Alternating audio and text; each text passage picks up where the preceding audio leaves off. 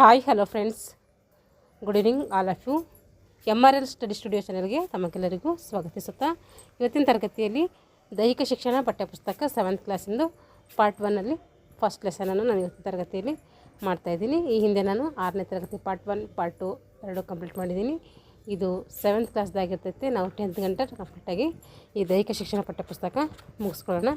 ಯಾರೆಲ್ಲ ದೈಹಿಕ ಶಿಕ್ಷಣ ಶಿಕ್ಷಕರ ಒಂದು ನೇಮಕಾತಿಗೆ ಪೂರ್ವ ಸಿದ್ಧತೆ ಮಾಡ್ಕೊಳ್ತಾ ಇದ್ದೀರೋ ಅವರು ಈ ತರಗತಿಗಳನ್ನು ವೀಕ್ಷಿಸಿ ಅಂತ ಹೇಳ್ತಾ ಮೊದಲನೇ ಲೆಸನ್ ಬಂದುಬಿಟ್ಟು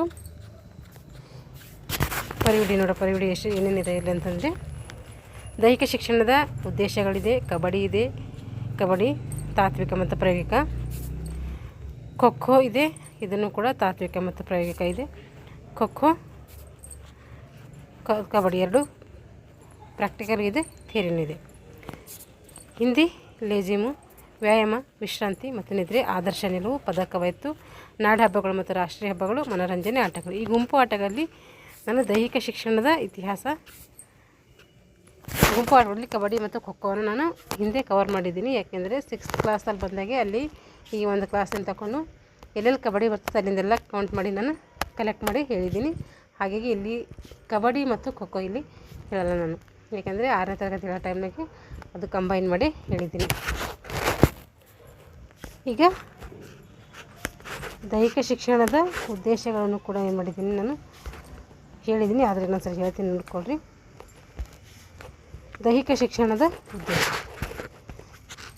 ದೈಹಿಕ ಶಿಕ್ಷಣ ದೈಹಿಕ ಚಟುವಟಿಕೆಗಳ ಮೂಲಕ ನಡೆಯುವಂಥ ಒಂದು ಶಿಕ್ಷಣವಾಗಿರುತ್ತೆ.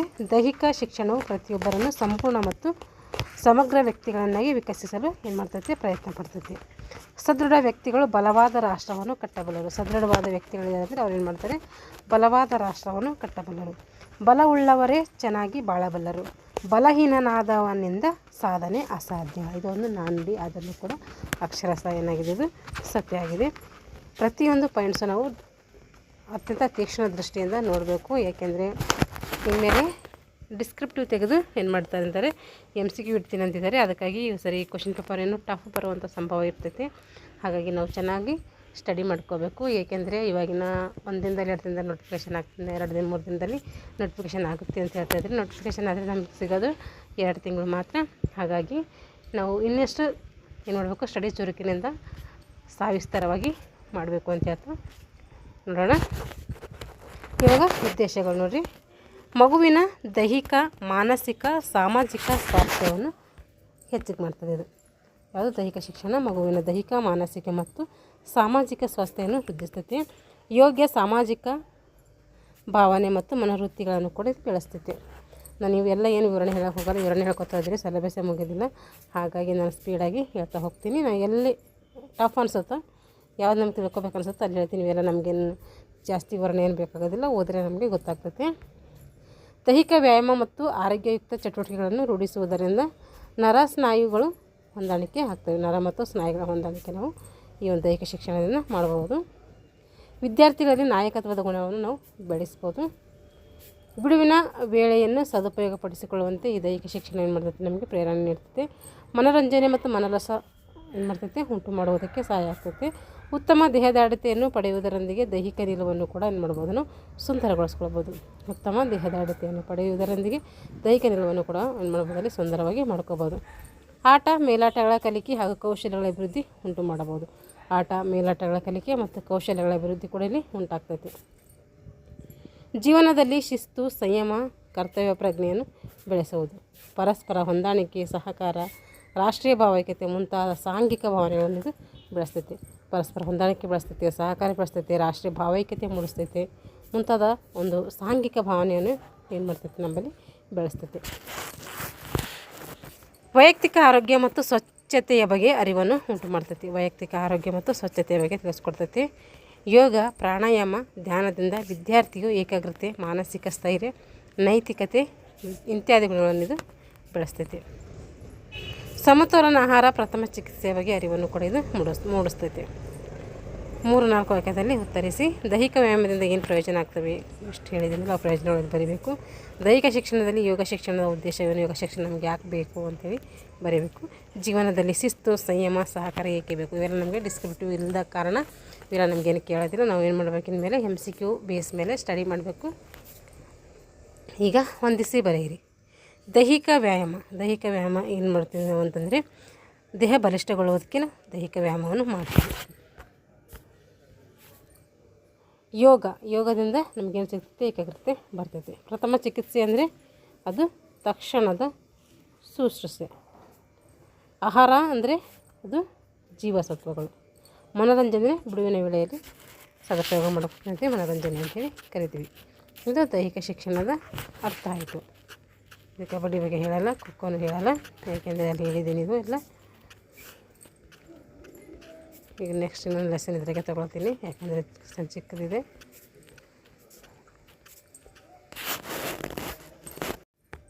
ಇದೊಂದು ಲೆಸನ್ ಮಾಡ್ತೀನಿ, ಇದ್ರಾಗೆ ಸೇರಿಸ್ತೀನಿ ನೋಡ್ರಿ. ವ್ಯಾಯಾಮ, ವಿಶ್ರಾಂತಿ ಮತ್ತು ನಿದ್ರೆ. ನಮ್ಮ ಶರೀರದ ಸರ್ವ ಅಂಗಗಳ ಸಾಮರ್ಥ್ಯ ಮತ್ತು ಆರೋಗ್ಯ ವರ್ಧನೆಗೆ ನಿಯಮಿತವಾಗಿ ಯೋಗ್ಯ ಕ್ರಮದಲ್ಲಿ ಮಾಡುವಂಥ ದೈಹಿಕ ಚಟುವಟಿಕೆಗಳನ್ನು ಅಂತೀವಿ ವ್ಯಾಯಾಮ ಅಂತೇಳಿ ಕರಿತೀವಿ. ವ್ಯಾಯಾಮವು ನಮ್ಮ ಮನೋದೈಹಿಕ ಸಾಮರ್ಥ್ಯವನ್ನು ಹೆಚ್ಚಿಸೋದರೊಂದಿಗೆ ಆರೋಗ್ಯವನ್ನು ಸುಸ್ಥಿತಿಯಲ್ಲಿಡಲು ಏನು ಮಾಡ್ತೈತೆ, ಸಹಾಯ ಮಾಡ್ತೈತೆ. ವ್ಯಾಯಾಮವು ನಮ್ಮ ಮನೋದೈಹಿಕ ಸಾಮರ್ಥ್ಯವನ್ನು ಹೆಚ್ಚಿಸುವುದರೊಂದಿಗೆ ಆರೋಗ್ಯವನ್ನು ಸುಸ್ಥಿತಿಯಲ್ಲಿಡಲು ಏನು ಮಾಡ್ತೈತೆ, ನಮಗೆ ಸಹಾಯ ಮಾಡ್ತೈತೆ. ವ್ಯಾಯಾಮದಿಂದ ಆಗುವಂಥ ಲಾಭಗಳೇನು? ವ್ಯಾಯಾಮ ಮಾಡೋದ್ರಿಂದ ಏನೇನು ಲಾಭಗಳಾಗ್ತವೆ ಅಂದರೆ, ವ್ಯಾಯಾಮದಿಂದ ಸ್ನಾಯುಗಳು ಬಲಯುತಗೊಳ್ತವೆ, ಕೌಶಲ್ಯಗಳಿಗೆ ನಿಪುಣತೆ ಹೊಂದಲು ಸಾಧ್ಯವಾಗ್ತೈತೆ. ಕ್ರಮಬದ್ಧ ವ್ಯಾಯಾಮದಿಂದ ವಯೋಮಿತಿಗೆ ಅನುಗುಣವಾಗಿ ನಾನು ಮಾಡ್ಬೋದು ತೂಕವನ್ನು ಗಮನದ ಸಮತೋಲನದಲ್ಲಿ ಇಟ್ಕೊಳ್ಬೋದು, ಬೊಜ್ಜನ್ನು ತಡೆಗಟ್ಟಬಹುದು, ಶರೀರದ ಎಲ್ಲ ಅಂಗಗಳು ಚೈತನ್ಯಯುಕ್ತಗೊಳ್ಳುವವು. ನಿಯಮಿತ ವ್ಯಾಯಾಮದಿಂದ ಶರೀರವು ರೋಗರಹಿತವಾಗಿರ್ತೈತೆ. ಈಗ ವಿಶ್ರಾಂತಿ ಮತ್ತು ನಿದ್ರೆ. ಚಟುವಟಿಕೆಗಳಿಂದ ಆಯಾಸಗೊಂಡ ಶರೀರದ ಅಂಗಗಳು ಮತ್ತು ಮನಸ್ಸು ಸಹಜ ಸ್ಥಿತಿಗೆ ಬರಲು ಏನು ಮಾಡಬೇಕು, ನಮಗೆ ವಿಶ್ರಾಂತಿ ಮತ್ತು ನಿದ್ರೆ ಅವಶ್ಯಕವಾಗಿ ಬೇಕಾಗ್ತೈತೆ. ಮನೋರಂಜನೆಯ ಆಟಗಳನ್ನಾಡುವುದು, ಸಂಗೀತ ಕೇಳುವುದು, ಸ್ನೇಹಿತರೊಂದಿಗೆ ಕತೆ, ರಸಪ್ರಶ್ನೆ, ಹಾಡು ಕೇಳುವುದು, ನಿಸರ್ಗ ಸೌಂದರ್ಯವನ್ನು ನೋಡುವುದು ಮನಸ್ಸಿಗೆ ಆನಂದವನ್ನು ಏನು ಮಾಡ್ತೈತೆ, ತಂದುಕೊಡ್ತೈತೆ. ವಿಶ್ರಾಂತಿಯಿಂದ ಆಗುವಂಥ ಲಾಭಗಳೇನು? ವಿಶ್ರಾಂತಿಯಿಂದ ನಮ್ಮ ಆರೋಗ್ಯ ವೃದ್ಧಿಸ್ತೈತೆ. ಆಯಾಸಗೊಂಡ ದೇಹ ಸ್ನಾಯುಗಳು ಚೇತರಿಸಿಕೊಂಡು ಅವುಗಳ ಸಾಮರ್ಥ್ಯ ಏನು ಮಾಡ್ತೈತಿ, ಹೆಚ್ಚಿಸ್ತೈತಿ. ವಿಶ್ರಾಂತಿಯಿಂದ ಮನಸ್ಸು ಉಲ್ಲಾಸಭರಿತವಾಗ್ತೈತೆ. ವಿಶ್ರಾಂತಿಯಿಂದ ನಮ್ಮ ಶರೀರ ಎಲ್ಲ ಕ್ರಿಯೆಗಳಿಗೂ ಚೈತನ್ಯ ದೊರೀತೈತೆ. ಕೆಲಸದ ಬದಲಾವಣೆಗೆ ನಾವು ಏನಂತೀವಿ, ವಿಶ್ರಾಂತಿ ಅಂತೇಳಿ ಕರಿತೀವಿ. Change of works is rest.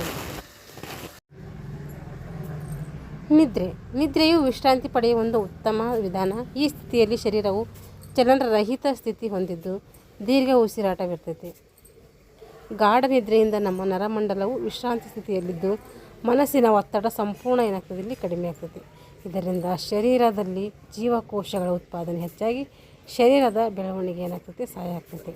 ಇವರಲ್ಲಿ ನಿದ್ರೆ ನಮಗೆ ಎಷ್ಟು ಅವಶ್ಯಕ ಅಂತೀವಿ. ನಿದ್ರೆಯಿಂದ ನಮಗೆ ವಿಶ್ರಾಂತಿ ಪಡೆಯುವಂಥ ಒಂದು ಸಾಧನ ಅಂತ ಹೇಳ್ತೀವಿ. ಈ ಸ್ಥಿತಿಯಲ್ಲಿ ಶರೀರ ಏನಾಗ್ತದೆ, ಚಲನರಹಿತವಾಗಿರ್ತೈತೆ, ದೀರ್ಘ ಉಸಿರಾಟವಿರ್ತೈತೆ. ಇಲ್ಲಿ ಗಾಢ ನಿದ್ರೆಯಿಂದ ನಮ್ಮ ನರಮಂಡಲವು ವಿಶ್ರಾಂತಿ ಸ್ಥಿತಿಯಲ್ಲಿದ್ದು ಮನಸ್ಸಿನ ಒತ್ತಡ ಸಂಪೂರ್ಣ ಕಡಿಮೆ ಆಗ್ತದೆ. ಇಲ್ಲಿ ಇದರಿಂದ ಶರೀರದಲ್ಲಿ ಜೀವಕೋಶಗಳ ಉತ್ಪಾದನೆ ಹೆಚ್ಚಾಗಿ ಶರೀರದ ಬೆಳವಣಿಗೆ ಏನಾಗ್ತೈತೆ, ಸಹಾಯ ಆಗ್ತೈತೆ. ದಣಿದ ದೇಹಕ್ಕೆ ಸುಖ ನಿದ್ರೆಯಿಂದ ಉತ್ತಮ ಆರೋಗ್ಯ. ದೇಹ ದಣಿದಕ್ಕೆ ಏನು ಬೇಕು, ಸುಖ ನಿದ್ರೆ ಬೇಕು. ಸುಖ ನಿದ್ರೆ ಸಿಕ್ಕರೆ ಉತ್ತಮ ಆರೋಗ್ಯವನ್ನು ಕಂಡುಕೊಳ್ಬೋದು. ಈಗ ನಿದ್ರೆಯಿಂದ ಏನು ಲಾಭಗಳು? ನಮಗೆ ಮನೋದೈಹಿಕ ಒತ್ತಡ ಕಡಿಮೆ ಮಾಡಲಿಕ್ಕೆ ನಿದ್ರೆ ಬೇಕಾಗ್ತೈತಿ. ಅಧಿಕ ರಕ್ತದ ಒತ್ತಡದಿಂದ ಹೃದಯಕ್ಕೆ ಆಘಾತ ಉಂಟಾಗುವುದು, ಅದರಿಂದ ಶರೀರಕ್ಕೆ ಸಾಕಷ್ಟು ನಿದ್ರೆಯ ಅವಶ್ಯಕತೆ ಇದೆ. ಶರೀರ ಚೈತನ್ಯ ಉಳ್ಳದಾಗದ್ದು. ಸಾಕಷ್ಟು ನಿದ್ರೆಯಿಂದ ದೇಹ ಮತ್ತು ಮನಸ್ಸುಗಳೆರಡೂ ಚುರುಕಾಗಿ ಕೆಲಸ ಮಾಡಲಿಕ್ಕೆ ಏನು ಮಾಡ್ತೈತೆ, ಸಹಾಯಕ ಆಗ್ತೈತೆ. ನೆನಪಿನ ಶಕ್ತಿ ಹೆಚ್ಚಾಗ್ತೈತೆ. ನಿದ್ರೆಯಿಂದ ನೆನಪುಗಳನ್ನು ಒಗ್ಗೂಡಿಸುವಂಥ ಕ್ರಿಯೆಯು ಪ್ರಾರಂಭ ಆಗ್ತೈತೆ. ಮನಸ್ಸು ದಿನದ ಘಟನೆಗಳನ್ನು, ಭಾವನೆಗಳನ್ನು, ನೆನಪುಗಳನ್ನು ಒಂದಕ್ಕೊಂದು ಏನು ಮಾಡ್ತೈತೆ, ಸೇರಿಸ್ತೈತೆ. ನಿದ್ರೆಯು ಶರೀರವನ್ನು ಬಲಪಡಿಸಲು ಸಹಾಯ ಮಾಡ್ತೈತೆ. ನಿದ್ರೆಯಲ್ಲಿ ಪ್ರೋಟೀನ್ಗಳ ಉತ್ಪಾದನೆ ಹೆಚ್ಚಾಗಿ ಜೀವಕೋಶಗಳ ಜೋಡಣೆ ಉಂಟಾಗ್ತೈತೆ. ಮತ್ತು ಸುಖ ನಿದ್ರೆಯಿಂದ ಆನಂದ, ಬಲ, ಜ್ಞಾನ ಲಭಿಸಿದರೆ ಅಲ್ಪ ನಿದ್ರೆಯಿಂದ ನಿರುತ್ಸಾಹ, ಅಶಕ್ತತೆ ಏನಾಗ್ತೈತೆ, ಉಂಟಾಗ್ತೈತೆ. ರಾತ್ರಿ ಬೇಗ ಮಲಗಿ ಮುಂಜಾನೆ ಬೇಗ ಏಳುವುದರಿಂದ ವ್ಯಕ್ತಿ ಆರೋಗ್ಯ ಮತ್ತು ಬುದ್ಧಿ ಏನಾಗ್ತೈತೆ, ಹೆಚ್ಚಾಗ್ತೈತೆ. Early to bed, early to rise ಮತ್ತು makes man health and wise. ಹೇಳಬೇಕು, ರಾತ್ರಿ ಬೇಗ ಮಲಗಬೇಕು, ಮುಂಜಾನೆ ಬೇಗ ಏಳಬೇಕು. ಇದರಿಂದ ವ್ಯಕ್ತಿ ಆರೋಗ್ಯ ಮತ್ತು ಬುದ್ಧಿ ಏನಾಗ್ತೈತೆ, ವೃದ್ಧಿ ಆಗ್ತೈತೆ. ಅರ್ಲಿ ಟು ಬೆಡ್, ಬೇಗ ಹೋಗಿ ಮಲ್ಕೊಳ್ಬೇಕು. Early to rise makes man healthy and wise. ಇಲ್ಲಿ ಗಮನ ಇಟ್ಕೋಬೇಕು. 3R. 3R ಅಂದರೆ ಏನು? ಒಂದು ರೆಸ್ಟು, ಇನ್ನೊಂದು ರಿಕ್ರಿಯೇಷನ್ನು, ಇನ್ನೊಂದು ರಿಫ್ರೆಶ್ಮೆಂಟ್. ನೋಡಿರಿ 3R ಪದ್ಧತಿ ನೆನ್ಪಿಟ್ಕೋಬೇಕು. ಟೆಸ್ಟಾಲಜಿ ಅವ್ರದ್ದು 3 ಹೆಚ್ಚು ಬರ್ತೈತೆ. ಇದು 3R. R ಅಂದರೆ R ಅಂದರೆ ರೆಸ್ಟ್, ಇನ್ನೊಂದು R recreation, refreshment. Rest, recreation, refreshment ನೆನ್ಪಿಟ್ಕೋಬೇಕು, ಇಂಪಾರ್ಟೆಂಟ್. ಈಗ ಅಭ್ಯಾಸ ಪ್ರಶ್ನೆ ಉತ್ತರಗಳು ನೋಡಿರಿ. ಕೆಳಗಿನ ಪ್ರಶ್ನೆ ಉತ್ತರಿಸಿ. ವ್ಯಾಯಾಮ ಅಂದ್ರೇನು ಅಂತಂದರೆ ನಮ್ಮ ದೇಹದ ಸರ್ವ ಅಂಗಗಳಿಗೆ ಏನು ಮಾಡಬೇಕು ನಾವು? ದೈಹಿಕ ಒಂದು ವ್ಯಾಯಾಮವನ್ನು ನೀಡೋದಕ್ಕೆ ಏನಂತೀವಿ? ದೈಹಿಕ ವ್ಯಾಯಾಮ ಅಂಥೇಳಿ ಕರಿತೀವಿ, ಅಥವಾ ವ್ಯಾಯಾಮ ಅಂಥೇಳಿ ಕರಿತೀವಿ. ಅಂದರೆ ದೇಹದ ಸರ್ವ ಅಂಗಗಳಿಗೂ ನಾವು ಏನು ಮಾಡ್ತೀವಿ? ಚಟುವಟಿಕೆಯನ್ನು ನೀಡ್ತೀವಿ. ಆ ಚಟುವಟಿಕೆಯಿಂದ ಏನು ಮಾಡ್ತೀವಿ? ಸರ್ವಾಂಗೀಣ ಅಭಿವೃದ್ಧಿಯನ್ನು ಹೊಂದುತ್ತೀವಿ. ಅದಕ್ಕೆ ಏನಂತೀವಿ? ವ್ಯಾಯಾಮ ಅಂತೇಳಿ ಕರಿತೀವಿ. ಮನೋರಂಜನೆಯ ಚಟುವಟಿಕೆಗಳನ್ನು ಪಟ್ಟಿ ಮಾಡಿ. ಮನೋರಂಜನೆ ಚಟುವಟಿಕೆಗಳು ಪಗಡೆ ಆಟ, ಮತ್ತು ಕುಂಟೆಬಿಲ್ಲೆ, ಚೆಸ್ಸು, ಕೇರಮ್ಮು, ಇವೆಲ್ಲ ನಾವು ಮನೋರಂಜನೆ ಆಟಗಳಂತೇಳಿ ಬಿಂಬಿಸ್ತೀವಿ. ವಿಶ್ರಾಂತಿ ಮತ್ತು ನಿದ್ರೆಯ ಒಂದು ವ್ಯತ್ಯಾಸ. ವಿಶ್ರಾಂತಿ ಏನಾಗಿರ್ತೈತೆ? ಇದು ಕೆಲಸದ ಬದಲಾವಣೆ ಆಗಿರ್ತೈತೆ ವಿಶ್ರಾಂತಿ. ನಿದ್ರೆ ಇದು ಒಂದು ವಿಶ್ರಾಂತಿಗೆ ಪೂರಕವಾಗಿ ಏನು ಮಾಡ್ತೀವಿ? ನಿದ್ರೆಯನ್ನು ಮಾಡ್ತೀವಿ. ಇದು ಸ್ವಲ್ಪ ದೀರ್ಘಕಾಲಕವಾಗಿರ್ತೈತೆ, ವಿಶ್ರಾಂತಿ ಅಲ್ಪಕಾಲಕವಾಗಿರ್ತೈತೆ. ಪಟ್ಟಿ ಮಾಡಿ. ವಿಶ್ರಾಂತಿಯಿಂದಾಗ ಏನು ಲಾಭಗಳು ಸಿಗ್ತವೆ? ವ್ಯಾಯಾಮದಿಂದ ಪ್ರಯೋಜನಗಳೇನು? ನಿದ್ರೆಯಿಂದಾಗ ಉಪಯೋಗಗಳು? ನೀವೆಲ್ಲ ಬುಕ್ಸಲ್ಲಿದೆ, ನೋಡ್ಕೊಂಡು ಬರೀರಿ. ಸರಿ ತಪ್ಪು ಹೇಳಬೇಕಿಲ್ಲಿ. ವ್ಯಾಯಾಮವು ದೈಹಿಕ ಸಾಮರ್ಥ್ಯವನ್ನು ಕುಂಠಿತಗೊಳಿಸ್ತೈತೆ. ತಪ್ಪು. ಏನು ಮಾಡ್ತೈತೆ? ಹೆಚ್ಚಿಗೆ ಮಾಡ್ತೈತೆ, ಕುಂಠಿತಗೊಳಿಸೋದಿಲ್ಲ. ನಿದ್ರೆಯು ವಿಶ್ರಾಂತಿ ಪಡೆಯುವ ಒಂದು ಉತ್ತಮ ವಿಧಾನ. ಓಕೆ, ಸರಿ. ದಣಿದ ದೇಹಕ್ಕೆ ಉತ್ತಮ ಆರೋಗ್ಯಕ್ಕೆ ಸುಖ ನಿದ್ರೆ. ದಣಿದ ದೇಹಕ್ಕೆ ಸುಖ ನಿದ್ರೆ ಬೇಕು. ದಣಿದ ದೇಹಕ್ಕೆ ಸುಖ ನಿದ್ರೆ ಬೇಕು. ಸುಖ ನಿದ್ರೆಯಿಂದ ನಮಗೇನಾಗ್ತೈತೆ? ಉತ್ತಮ ಆರೋಗ್ಯ ಸಿಗ್ತೈತಿ. ಇದು ಹಿಂದೆ ಮುಂದೆ ಕೊಟ್ಟಿದ್ದಾರೆ. ಅರೆ ನಿದ್ರೆಯಿಂದ ಲವಲವಿಕೆ ಉಂಟಾಗ್ತೈತಿ. ರಾಂಗ್. ಅರೆ ನಿದ್ರೆಯಿಂದ ಆಗೋದಿಲ್ಲ, ಪೂರ್ಣ ನಿದ್ರೆಯಿಂದ ನಮಗೆ ಲವಲವಿಕೆ ಉಂಟಾಗ್ತೈತಿ. ಬಿಟ್ಟ ಸ್ಥಳವನ್ನು ತುಂಬಿರಿ. ಬೇಗ ಮಲಗಿ ಬೇಗ ಹೇಳುವುದರಿಂದ ವ್ಯಕ್ತಿಯು ಡ್ಯಾಶ್ ವೃದ್ಧಿ ಆಗ್ತೈತೆ? ಬುದ್ಧಿ ವೃದ್ಧಿ ಆಗ್ತೈತೆ. ಸರ್ವಾಂಗೀಣ ಅಭಿವೃದ್ಧಿ ಕೂಡ ಇಲ್ಲಿ ಸಾಧಿಸಬಹುದು. ನಿದ್ರೆಯಲ್ಲಿ ಪ್ರೋಟೀನ್ಗಳ ಉತ್ಪಾದನೆ ಹೆಚ್ಚಾಗಿ ಡ್ಯಾಶ್ ಜೋಡಣೆ ಉಂಟಾಗ್ತೈತೆ. ಜೀವಕೋಶಗಳ ಜೋಡಣೆ ಉಂಟಾಗ್ತೈತೆ. ಇಷ್ಟೇನಾಯಿತು ವ್ಯಾಯಾಮದಿಂದ ಆಗುವಂಥ ಲಾಭಗಳಾದವು. ಇದು ಒಂದು ಚಿಕ್ಕ ಲೆಸನ್ ಕೂಡ ಇಲ್ಲೇ ನೋಡೋಣ. ಆದರ್ಶ ನಿಲುವು. ಈ ಘಟಕದಲ್ಲಿ ನಾವೇನು ತಿಳ್ಕೊತೀವಿ ಅಂದರೆ ಆದರ್ಶ ನಿಲುವಿನ ಬಗ್ಗೆ ತಿಳ್ಕೊತೀವಿ. ಉತ್ತಮ ನಿಲುವು ಮತ್ತು ಅದರ ಲಕ್ಷಣಗಳು. ಆದರ್ಶ ನಿಲುವಿನ ಅರ್ಥ ಏನು? ನಿಲುವು ವ್ಯಕ್ತಿಯ ಆರೋಗ್ಯವನ್ನು ಅವಲಂಬಿಸಿರುವುದರಿಂದ ಆರೋಗ್ಯಪೂರ್ಣ ಶರೀರದಿಂದ ಆದರ್ಶ ನಿಲುವು ಹೊಂದಲಿಕ್ಕೆ ಏನಾಗ್ತದೆ? ಸಾಧ್ಯ ಆಗ್ತದೆ. ವ್ಯಕ್ತಿಯು ಚಲನಾಸ್ಥಿತಿ ಅಥವಾ ವಿಶ್ರಾಂತಿ ಸ್ಥಿತಿಯಲ್ಲಿ ಉಂಟಾಗುವ ದೈಹಿಕ ಸಹಜ ಸ್ಥಿತಿಯನ್ನು ನಾವು ನಿಲುವು ಅಂತ ಕರಿತೀವಿ. ವ್ಯಕ್ತಿಯ ಚಲನಾಸ್ಥಿತಿ ಅಥವಾ ವಿಶ್ರಾಂತಿ ಸ್ಥಿತಿಯಲ್ಲಿ ಉಂಟಾಗುವಂತಹ ದೈಹಿಕ ಸಹಜ ಸ್ಥಿತಿಯನ್ನು ನಿಲುವು ಅಂತೇನು ಕರಿತೀವಿ. ಹಾಗಾದರೆ ಆದರ್ಶ ನಿಲುವು ಅಂದರೆ ಏನಂತ ಹೇಳಿ ನೋಡ್ರಿ. ಯಾವ ನ್ಯೂನತೆ ಇಲ್ಲದೆ ದೇಹವು ಸಮರ್ಪಕವಾಗಿ ಕಾರ್ಯನಿರ್ವಹಿಸಲು ಸಹಾಯ ಮಾಡುವಂತೆ ಹೊಂದಾಣಿಕೆ ಮಾಡಿಕೊಳ್ಳುವಂಥ ಸ್ಥಿತಿಗೆ ಏನಂತೀವಿ? ಉತ್ತಮ ನಿಲುವು ಅಂತ ಕರಿತೀವಿ, ಅಥವಾ ಆದರ್ಶ ನಿಲುವು ಅಂತ ಕರಿತೀವಿ. ಯಾವುದೇ ದೋಷ ಇರೋದಿಲ್ಲ. ಬಿಗಿಯಾಗಿ ಪಾದರಕ್ಷೆ ಅಥವಾ ಬಿಗಿಯಾದ ಉಡುಪನ್ನು ಧರಿಸುವುದರಿಂದ ದೇಹದ ಒಂದು ಬೆಳವಣಿಗೆ ಏನಾಗ್ತೈತೆ? ಕುಂಠಿತ ಆಗ್ತೈತಿ. ಮಲಗಿದಾಗ ಅತಿ ದಪ್ಪನೆಯ ಹಾಸಿಗೆ, ಗಾದಿ, ಎತ್ತರದ ತಲೆದಿಂಬುಗಳನ್ನು ಹಾಕಿಕೊಂಡು ಮಲಗಬಾರ್ದು. ಇಲ್ಲಿ ಬೆನ್ನು ಹುರಿ ಪೂರ್ಣವಾಗಿ ನೆಲಕ್ಕೆ ತಾಗಿರುವಂತೆ ಗಡಸಾದ ಹಾಸಿಗೆ ಮೇಲೆ ಏನು ಮಾಡಬೇಕು? ನಾವು ಮಲ್ಕೋಬೇಕು. ಇದರಿಂದ ಬೆನ್ನು ಮೂಳೆಗೆ ಆಗಬಹುದಂಥ ತೊಂದರೆಗಳನ್ನು ತಪ್ಪಿಸ್ಬೋದು. ನಿಂತಾಗ ಹೇಗೆ ನಿಂತ್ಕೋಬೇಕು? ಇದು ಮಲ್ಕೊಂಡಾಗ ಹೇಳಿದ್ರೆ ನಿಂತಾಗ ಭುಜಗಳನ್ನು ಸಮಾನಾಂತರದಲ್ಲಿರಿಸಿ ಏನು ಮಾಡಬೇಕು? ಹೊಟ್ಟೆಯನ್ನು ಒಳಗೆಳೆದು ಕೈಗಳನ್ನು ಕೆಳಗೆ ಚಾಚಬೇಕು. ಸೊಂಟದ ಸಮತಲನದಲ್ಲಿದ್ದು ಕೇವಲ ಹಿಮ್ಮಡಿಯ ಮೇಲೆ ದೇಹದ ಭಾರ ಬೀಳದೆ ಇಡೀ ಪಾದದ ಮೇಲೆ ನಾವು ಭಾರವನ್ನು ಹಾಕಬೇಕು. ಬೆನ್ನು ಮತ್ತು ಕತ್ತಿನ ನೇರದಲ್ಲಿ ಎದೆ ಹಿಗ್ಗಿರಬೇಕು. ಇದು ಸರಿಯಾದ ವಿಧಾನ, ಇದು ತಪ್ಪು ವಿಧಾನ. ಈ ರೀತಿ ನಿಂತ್ಕೋಬಾರ್ದು. ಕುಳಿತಾಗ ಕೂತ್ಕೊಂಡ್ರಿ. ಕುಳಿತಾಗ ಭುಜ ಸಮಾನಾಂತರದಲ್ಲಿರಲಿ. ಬೆನ್ನು, ಕುತ್ತಿಗೆ, ಸೊಂಟ ನೇರದಲ್ಲಿದ್ದು ಪುಷ್ಟಗಳು ಸಾಧ್ಯವಾದಷ್ಟು ಆಸನದ ಹಿಂಭಾಗಕ್ಕೆ ಇರಬೇಕು. ಬರೆಯುವಾಗ 2 ಮೊಣಕೈಗಳನ್ನು ಸರಿಯಾದ ಕೋನದಲ್ಲಿರಿಸಬೇಕು. ಪಾದಗಳು ಸ್ವಲ್ಪ ಅಂತರದಲ್ಲಿ ಇರಬೇಕು. ಈಗ ನಡಿಗೆಯು ಮನುಷ್ಯನ ವ್ಯಕ್ತಿತ್ವವನ್ನು ಪ್ರತಿಬಿಂಬಿಸುತ್ತೆ. ಉತ್ತಮ ನಡಿಗೆಯಲ್ಲಿ ಪಾದವು ಚಲನೆಯ ರೇಖೆಗೆ ಸಮಾನಾಂತರವಾಗಿ ನೆಲಕ್ಕೆ ಊರಿರಬೇಕು. ತುದಿಗಾಲು ಮುಂದೆ ನೇರವಾಗಿ ಸಾಗುತ್ತಿದ್ದು ನಡೆಯುವಾಗ ಹಿಮ್ಮಡಿ ಮೊದಲು ನೆಲಕ್ಕೆ ತಾಗಬೇಕು. ಹಿಮ್ಮಡಿ ತಾಗಿಸಿ ನಡಿಬೇಕು. ಕೈಗಳು ಸಹಜವಾಗಿ ಬೀಸುತ್ತಿರಬೇಕು. ತೀರ ಬಾಗಿ ನಡೆಯುವುದು ಅಥವಾ ತೀರ ನೇರದಲ್ಲಿ ನಡೆಯುವುದು ಸರಿಯಲ್ಲ. ಸಮ ಪ್ರಮಾಣದಲ್ಲಿ ನಡಿಬೇಕು. ಮಲಗಿದಾಗ, ಕುಂತಾಗ, ನಿಂತಾಗ ಯಾವ ರೀತಿ ಇರಬೇಕು ಅನ್ನೋದು 3 ಪ್ರಕಾರನ ತಿಳ್ಕೊಂಡಿದ್ವಿ. ಈಗ ಅದಕ್ಕೆ ಸಂಬಂಧಪಟ್ಟಂಥ ಪ್ರಶ್ನೋತ್ತರ ನೋಡಿರಿ. ಉತ್ತಮ ನಿಲುವಿನ ಅರ್ಥವೇನು ಅಂಥೇಳಿ, ನಿಲುವಿನಲ್ಲಿ ಯಾವುದೇ ದೋಷ ಉಂಟಾಗದೇ ಇರುವುದಕ್ಕೆ ಉತ್ತಮ ನಿಲುವು ಅಂತ ಕರಿತೀವಿ. ದೇಹದ ಬೆಳವಣಿಗೆ ಕುಂಠಿತಗೊಳ್ಳಲು ಕಾರಣ ಏನು? ಯಾಕೆ ದೇಹದ ಬೆಳವಣಿಗೆ ಕುಂಠಿತಗೊಳ್ತೈತೆ? ಬಿಗಿಯಾದ ಪಾದರಕ್ಷೆ, ಬಿಗಿಯಾದ ಉಡುಪುದು ಅದರಿಂದ ಬೆಳವಣಿಗೆ ಏನಾಗ್ತೈತಿ, ಕುಂಠಿತ ಆಗ್ತೈತಿ. ಬಿಟ್ಟ ಸ್ಥಳ ತುಂಬಿರಿ. ಡ್ಯಾಶ್ ತಲೆದಿಂಬನ್ನು ಹಾಕಿಕೊಂಡು ಮಲಗಬಾರ್ದು. ಅತಿ ದಪ್ಪವಾದ ತಲೆದಿಂಬುಗಳನ್ನು ಹಾಕಿಕೊಂಡು ಮಲಗಬಾರ್ದು. ಬಿಗಿಯಾದ ಉಡುಪುಗಳನ್ನು ಧರಿಸುವುದರಿಂದ ದೇಹದ ಡ್ಯಾಶ್ ಬೆಳವಣಿಗೆ ಕುಂಠಿತ ಆಗ್ತೈತಿ. ಬಿಗಿಯಾದ ಉಡುಪನ್ನು ಧರಿಸುವುದರಿಂದ ದೇಹದ ಬೆಳವಣಿಗೆ ಕುಂಠಿತಗೊಳ್ತೈತಿ. ನಡೆಯುವಾಗ ಡ್ಯಾಶ್ ಮೊದಲು ನೆಲಕ್ಕೆ ತಾಗಬೇಕು. ಹಿಮ್ಮಡಿ ಮೊದಲು ನೆಲಕ್ಕೆ ತಾಗಬೇಕು. ಚಟುವಟಿಕೆ ಕೊಟ್ಟಿದ್ರಲ್ಲಿ ಆದರ್ಶ ನಿಲುವಿನಲ್ಲಿದ್ದಾಗ ಮಾನಸಿಕ ಸ್ಥಿತಿಯನ್ನು ಗಮನಿಸಬೇಕು. ಆದರ್ಶ ನಿಲುವನ್ನು ವಿವಿಧ ಚಿತ್ರಗಳನ್ನು ಸಂಗ್ರಹಿಸಬೇಕು.